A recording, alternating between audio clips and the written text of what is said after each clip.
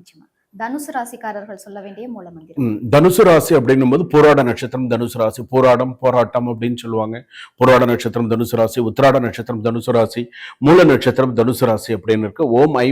ஓம் I'm ஹ்ரீம் சர்வசக்தி வாராகி நமோ நமஹா.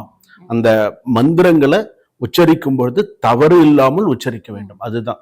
ஒரு மந்திரத்தை நம்ம தவறாக உச்சரித்தால் 1000 பசுவை கொன்னதுக்கு சமம். ஒரு மந்திரத்தை இப்போ ஒரு ருத்ரம் சொல்றோம், ஒரு சமகம் சொல்றோம், சான்ஸ்கிரிட்ல நிறைய மந்திரங்கள் சொல்றோம். ஸ்வரம் எப்படி சொல்லணும், ஏத்தி சொல்லணுமா, இறக்கி சொல்லணுமா, எப்படி சொல்லணும். அதனாலதான் குருகுலத்துல பாடசாலையில படிக்கிறாங்க, கேள்விப்பட்டிருப்பீங்க. பாடசாலையில 5 வருஷம் படிச்சிருக்காங்க, 7 வருஷம் படிச்சிருக்காங்க அப்படின்னு சொல்றாங்க. அது எதுக்காக அத்தனை வருஷம் அங்க படிக்கிறாங்கன்னு சொன்னா அந்த ஸ்வரம் தவறு இல்லாமல் சொல்ல வேண்டும். சும்மா சொல்றது கிடையாது. மந்திரங்கள் ஒரு மந்திரமோ ஒரு அக்ஷரமோ தப்பா சொல்லிட்டா அவன் 1000 பசுவை கொன்னதுக்கு சமம் அப்படின்னு சொல்லுவான். அது எவ்வளவு மகாபாவம். மந்திரங்களை என்னைக்குமே உனக்கு தெரியலையே, நீ சொல்லாம கூட இருக்கலாம். ஆனா ஒரு மந்திரத்தை தெரிந்து தவறுதலாக உச்சரிக்க கூடாது. மகா பாவம் அது அப்படின்னு சொல்லுவோம். இப்ப நம்ம சொல்லி கொடுக்குறோம், இதை கரெக்டா எழுதி வச்சுன்னு ப்ரொனவுன்சியேஷன் பண்ணி கரெக்டா அவங்க சொல்ல ஆரம்பிச்சாங்கன்னா கண்டிப்பா அவங்களுக்கு நிறைய சக்சஸ் உண்டாகும்.